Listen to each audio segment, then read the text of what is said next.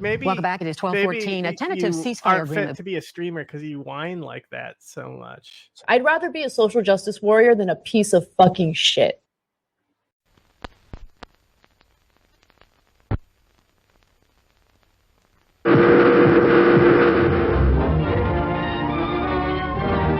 This is the U.S. intelligence agency, mind control.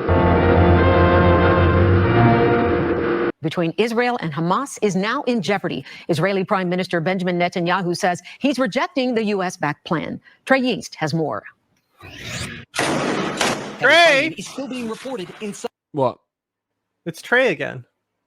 Southern Gaza, despite Israeli Prime Minister Benjamin Netanyahu's claim that major combat operations are winding down there. And on Monday, a pause in the fighting became even less likely after Netanyahu rejected the U.S.-backed ceasefire proposal. PDWs literally look like the Halo submachine gun. Yeah, a little bit. Saying only that he'd be willing to stop the Israeli offensive long enough to facilitate a hostage for prisoner exchange. And after that, the fight against Hamas would resume. Damn, they look way cooler than continuing the war after a pause in order to complete the goal of eliminating Hamas. I'm not willing to give up on that. Those comments prompting clashes between police and protesters in the streets of Tel Aviv. And with anti-government demonstrations here only getting bigger by the day, Netanyahu is under growing pressure to either destroy Hamas on the battlefield or make a deal. I came to show our government that their strategy is not what we want. We want a ceasefire. We want the hostages to come back. We want to live in peace. The political turmoil comes as Israeli Defense Minister Yoav Gallant. The only reason that I'm showing a 9-day-old story about rejecting a ceasefire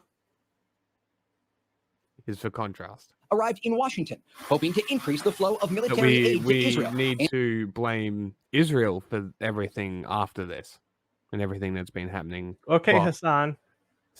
But just for a little bit of context that this, them rejecting the ceasefire, you know how they're always like, it's Hamas's fault, they reject the ceasefire. Guilty. And shore up American support for what is becoming an increasingly unpopular war. The United States is our most important and our most central ally, and our ties are... The Israeli army is ordering a mass evacuation of Palestinians from Gaza's second largest city. It comes months after troops withdrew from the area. Fox's Trey Yeast has more. Israeli forces launching airstrikes of Han Yunis. The IDF ordered a mass evacuation of Palestinians from part of Gaza's second. He's big timing these local affiliates, right?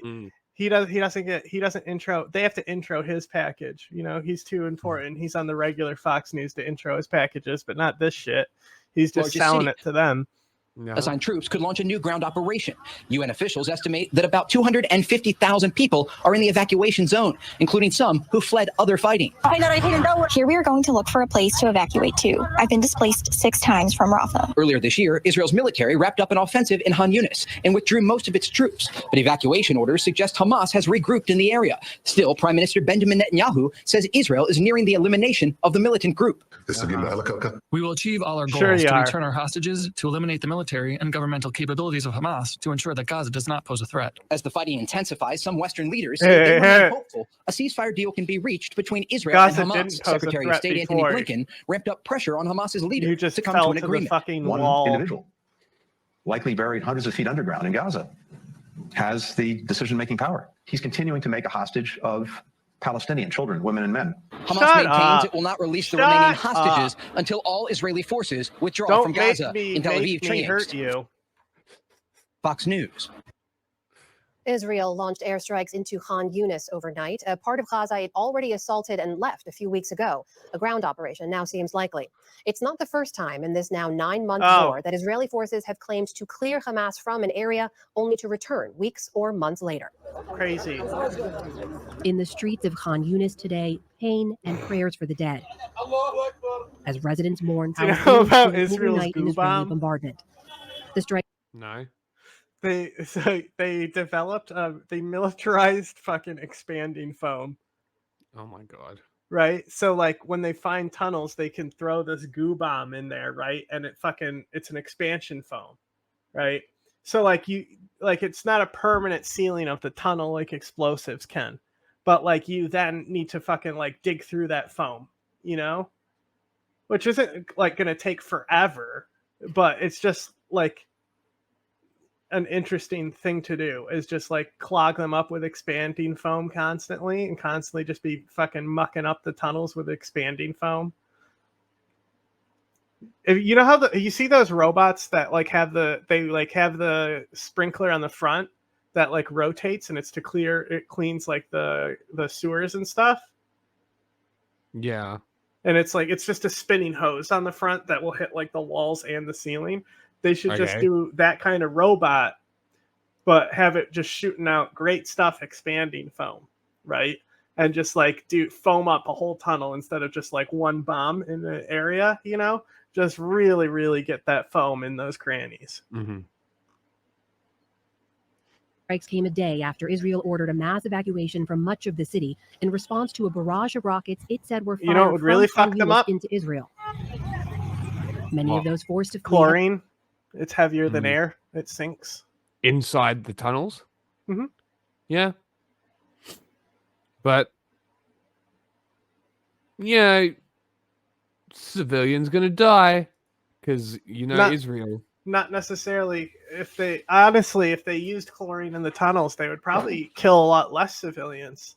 Well, if they just fucking dumped tons of chlorine. Because they would just drop canisters from the sky.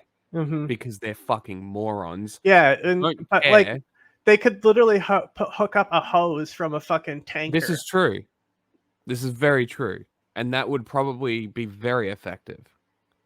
But why would they do that when they can genocide the Palestinians? Not only would it be effective, it would also be area of denial because that chlorine would stay there. Mm. Mustard is even stickier. Mustard would last probably even longer. Mm. Sulphur mustard. Yeah. Have already been displaced multiple times.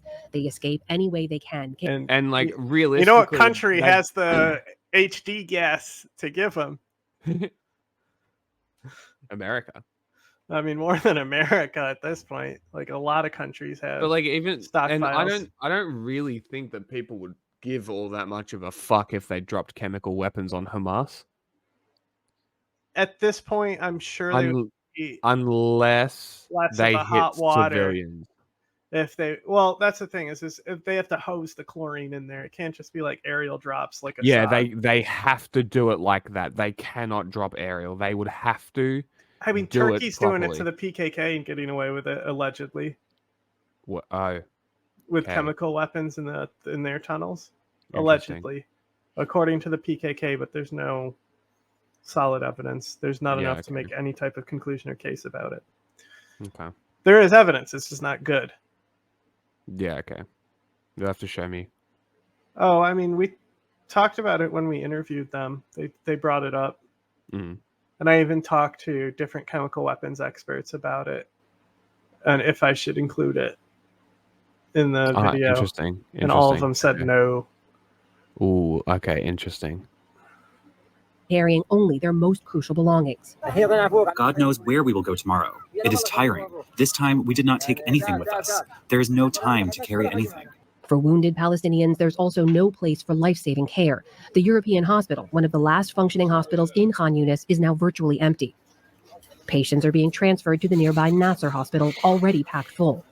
Earlier this year, Israel had already largely withdrawn from Khan Yunis and is now ordering Palestinians to evacuate to the humanitarian safe zone of al-Mawasi in anticipation of a new ground assault. This isn't the first time the Israeli military has assaulted parts of Gaza it said it had already cleared of Hamas, including parts of Remember Gaza how I City, said you Gaza don't have north. to write news stories for this war at this point? Mm-hmm. Just dust off last week's report. Yeah. Qatar and Egypt have tried to negotiate a ceasefire deal between Israel and Hamas, but progress has stalled. And top Israeli military official told the New York Times the army is short of munitions and wants a pause in the fighting in Gaza. The army's short of munitions. Wow. All right, perfect opportunity for America to stop giving Israel weapons and ammunition. But then but then Biden would lose the election. He's losing anyway. Why not? Minister Benjamin Netanyahu denied the claims. We will end the war only after we achieve all of its goals. We do not give in to the winds of defeat, not in the New York Times, and not anywhere else.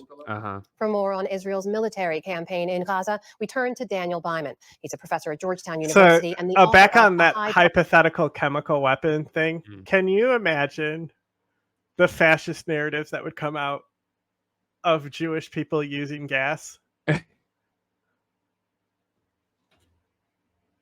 Dude, I'm pretty sure that I actually said this facetiously on Twitter at some point in the last couple of days. Was like, I'm just waiting for them to use chemical weapons so I can say that they gassed the Palestinians. Like, not actually like hoping that it happens, but if it happens, they're definitely dropping it on civilians. Mm-hmm. And at that point, don't you know, the comparison Israel, to the Nazis that's who is... dropped the canister in Duma. That honestly, that would be a better cover for them at this point. It would be. It fucking would be. At least they could actually do it. Yeah.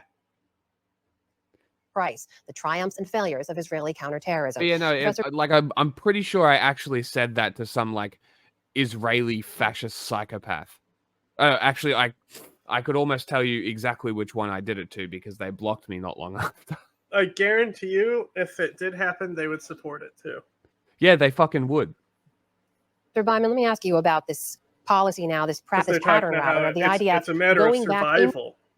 Their backs against the wall. They were forced to do this. Yeah, okay. Two areas it had previously cleared and left in Gaza. What does it tell you about how the military campaign is going? Does it signify a setback, or is this kind of pattern to be expected in this warfare? This kind of pattern is to be expected because of, frankly, a flaw in how Israel has approached Gaza from the start. It's gone in, it's tried to kill Hamas fighters, remove them, but it hasn't left enough forces to garrison much of the strip. And as a result, when Israeli forces leave, Hamas reconstitutes itself.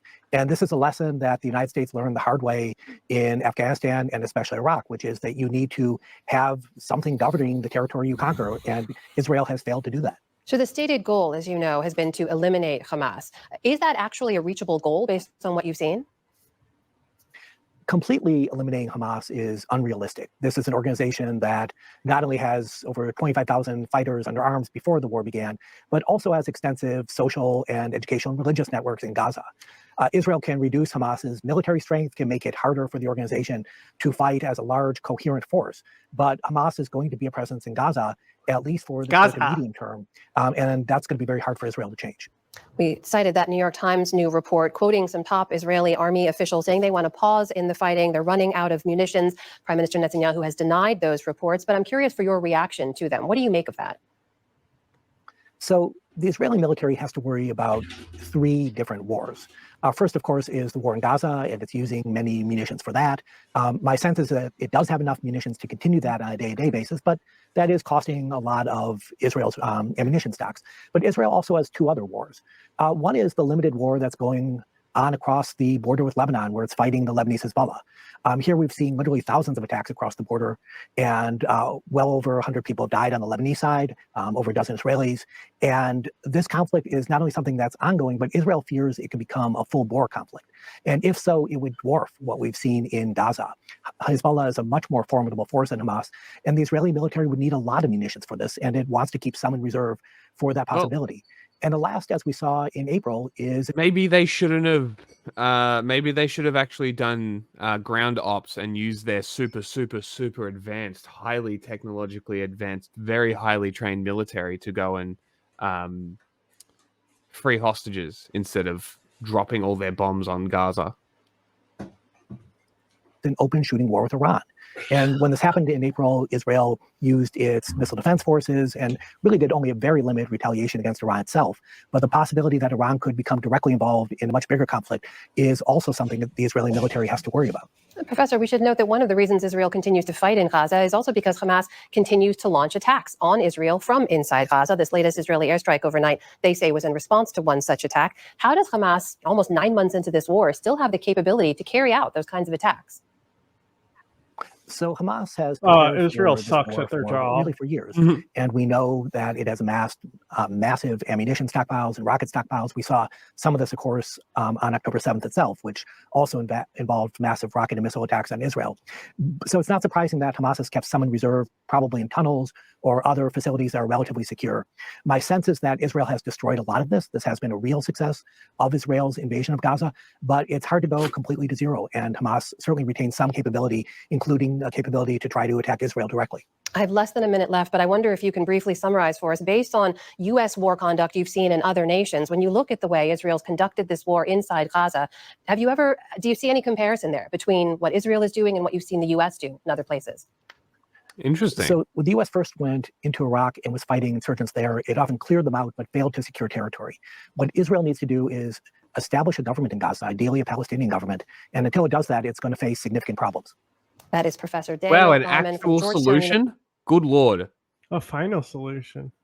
University joining us tonight, Professor. Thank you.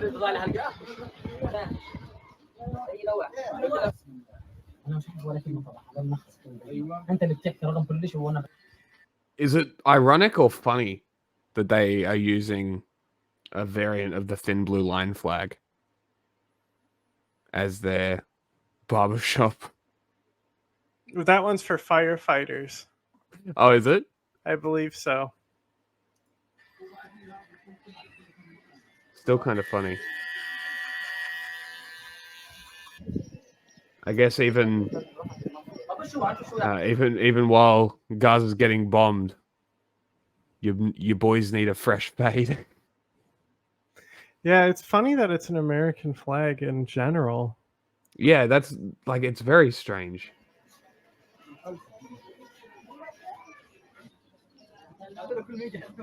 Like, isn't this just the epitome of this war? Like, is this not an image that describes this war perfectly? Like, insane.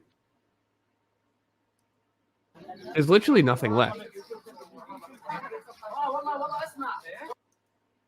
And new this morning, we are following reports Israel has released dozens of Palestinians it detained from Gaza, including the director of the enclave's main hospital. This comes as tensions are ratcheting up on Israel's northern border with Lebanon. Israel says a Hezbollah drone attack in the Golan Heights injured at least 18 of its soldiers. One of those injuries is considered serious. The U.S. has warned the Hezbollah militant group that it should not count on America or anyone else from holding Israeli leaders back. Look at this bloke. He is so passionate. He loves his country. Plans for an offensive into Lebanon. Meanwhile, ultra-Orthodox Jewish protesters clashed with police in Jerusalem yesterday. They were demonstrating against the Israeli Supreme Court's order for them to begin enlisting for military service. Our MTS Tayeb is following the latest from Tel Aviv. MTS, good morning. Anne-Marie, good to be with you. Well, Israel is really shaking with a political earthquake following the release of the doctor of the Al-Shifa hospital. In fact, we've just seen the most bitter sort of recriminations and accusations all across the political spectrum. You have the Israeli Prime Minister, Benjamin Netanyahu, now ordering an inquiry into how this decision could have been made. You have the opposition leader, Yair Lapid, accusing the government of, quote, lawlessness and recklessness behind this decision. And then you have Itamar Ben-Gvir, who is the ultra-far right-wing minister here in Israel, who is responsible for internal security, accusing the Shin Bet, the internal security service, of essentially incompetence for this move. Now, Wait, what? He said the ultra-far right. Yeah, that doesn't mean anything. Right. First it was just far right. Now it's ultra. Far right. I thought far right was already supposed to be the nice way of calling somebody a fascist. All of this really Omega underscores fascist. how tense the political situation here is in Israel. But I think what makes matters worse is we've now heard from the doctor, Dr. Salmiya, who is now in Gaza. He's given his first interview to discuss his time in an Israeli prison. And frankly, his descriptions are pretty damning. He's described a number of prisoners, and I'm going to read some of these quotes here, were killed, in his words, in interrogation cells. He described how doctors and nurses were, and again, I'm quoting here, torturing prisoners inside these jails. He said many of those prisoners were denied food, many of them losing a lot of weight. And he said that most prisoners were not given access to any sort of legal assistance, whether it was local in Israel or international legal assistance. Now, much of this tracks with what prisoner rights groups have been saying for many months now about the conditions of Palestinian prisoners inside of Israeli jails. Israel, of course, denying all of this, saying that they are treated humanely and fairly. Of course Whatever they the did. case, Anne-Marie, this really just underscores just how unpredictable and volatile the political situation here in Israel is as the war in Gaza continues and the threat of a war in the north with Hezbollah and Lebanon also looms. So much tension, so much going on. MTS, thank you very much.